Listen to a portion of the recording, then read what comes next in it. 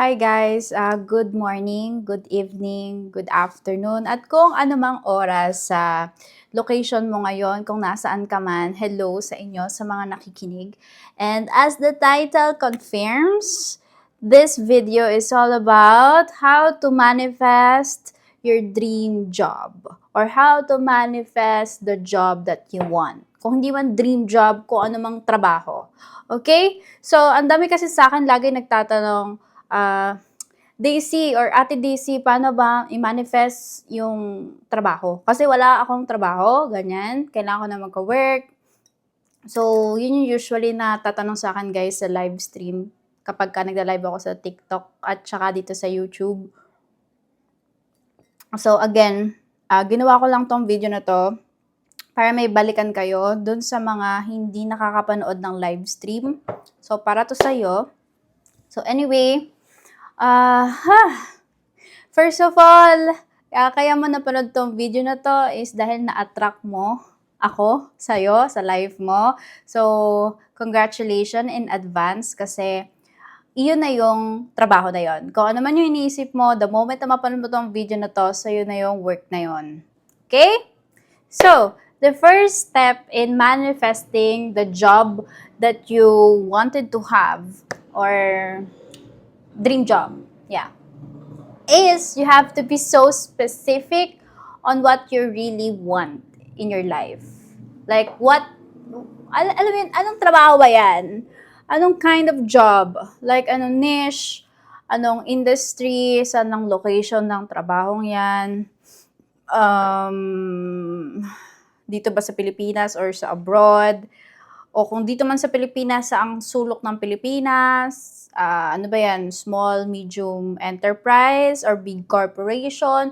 So, that is the first step. You have to be so specific on the job that you want. And then, after that is, you have to be so specific doon sa type of income or the amount of income na gusto mong i-manifest. Coincide doon sa job na yon. Kasi medyo crucial yan pagdating sa mga susunod na linggo or buwan kapag nilito ka ni universe na madami kang makikitang work.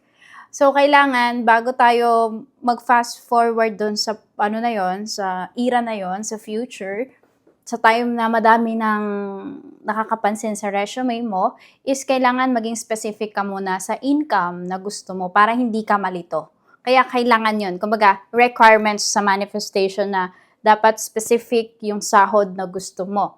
So, naging specific ka na dun sa job na gusto mo, sa location, and then maging specific ka na rin doon sa sahod o sa income na kaduktong ng job.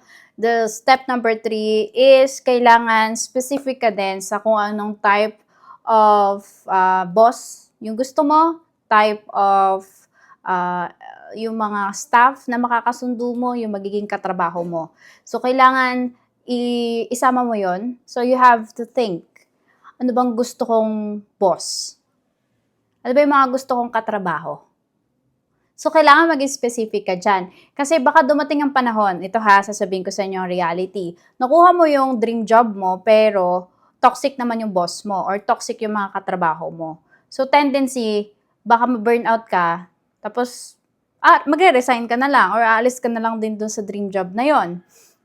So, ayaw naman natin mangyari na 1 month ka pa lang sa trabaho mo ay nag-resign ka na. So, kaya maging specific ka sa kung anong gusto mong ugali ng boss mo at ugali ng mga katrabaho mo para tumagal ka sa company.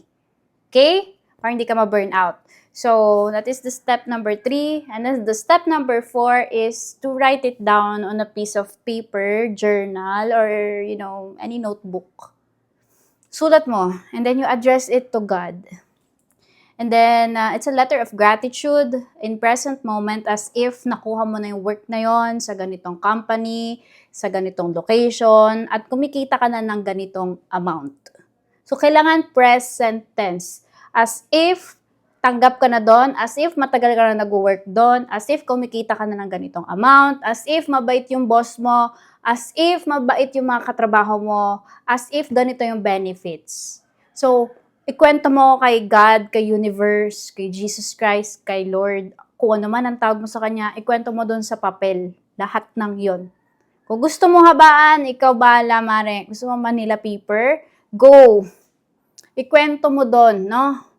Ikwento mo kung paano mo na-manifest yung job, as if na-manifest mo na siya. Pero in reality, if you will check your life, wala ka pang work. Wala pa, nasa waiting season ka pa. So, you have to visualize everything. So anyway, after mo ma-write it down, yun na nga yung next step is yung visualization. And it's a combination of yung intense emotions with the attitude of gratitude. So the moment you read that paper or the moment na magsulat ka doon sa papel na yon, and you declare, kailangan mo i-mix siya ng emotions eh. Ano nga ba yung feeling na natanggap na ikaw sa trabaho na gusto mo? Ano nga ba yung feeling na doon ka na nag-work? Ano yung feeling na kumikita ka na ng ganitong amount? Ano yung feeling na nandun ka na? You finally made it! Ano yung feeling? So, yun yung kailangan mong i-emit na emotions, na frequency or energy every single day. You have to maintain that. And then the next step will be detachment or yung you let go and you let God. Pahuli yun ha, hindi yun sa una. So, nag-specific ka na sa gusto mo and then lahat ay ginawa mo na, nag-apply ka na, nag-aantay ka na lang kung kailan ka marireceive. Tapos na yung mga interview, whatsoever. You let go and you let God. You have to feel. It's already yours. Hindi mo na kailangan makipag-compete sa iba. Sayong-sayo na yung trabahong yon. Ramdamin mo. Kaya dapat hindi ka na uhaw sa ganitong stage sa trabaho. Hindi mo dapat iparamdam kay God or kay universe na anong-ano ka. Inip na inip. Dapat ang pakiramdam mo sa time na yan is may peace of mind ka na kasi finally may work ka na. Finally kumikita ka na ng pera. Dapat ganong frequency yung i-emit mo. In that way, mabilis yung manifestation. Or mas ma-attract mo siya sa reality mo in a short, in a span of time. I mean, wala naman kasing guarantee na super mabilisan. Ito'y depende sa frequency mo or sa energy mo. Kasi may mga tao na kahit anong sabihin kong ganito, matigas talaga yung ulo nila. Promise, nagme-mentor ako. Kung gusto niyo akong tawagin mentor, okay lang. Pero, ayun mga, nagko-coach ako or nagme-mentor or teacher nga ako ng law of attraction. And, minsan may matigas talaga yung ulo eh. Pabalik-balik. Pero okay lang. Yung patience ko naman is, thankfully, humaba na siya. So, gets ko sa una, hindi talaga mag-work. Pero as the time passes by, magagawin niyo yung process. Especially when it comes to job. Kasi alam ko, very critical to. Kasi nga, kapag wala kang trabaho, paano ka mabubuhay? 'Di ba? It's one way para maging malaya ka sa kung saan man. Yung kumikita ka na ng sarili mong pera. Kaya, yung care ko talaga sa taong nakikinig sa akin, like genuinely gusto kong kumita kayo ng pera. Magkatrabaho kayo, magka-business or anything. Kasi gusto kong maramdaman nung nanonood. Ikaw, no? Kung wala kang work, wala kang source of income, gusto ko maramdaman mo yung abundance.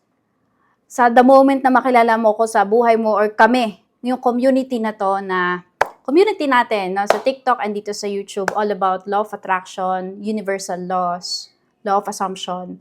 Gusto ko may massive change na mangyari sa life mo. And ito na nga yung practical ways pinadali ko na lang to mga mare. Tinagalog ko na.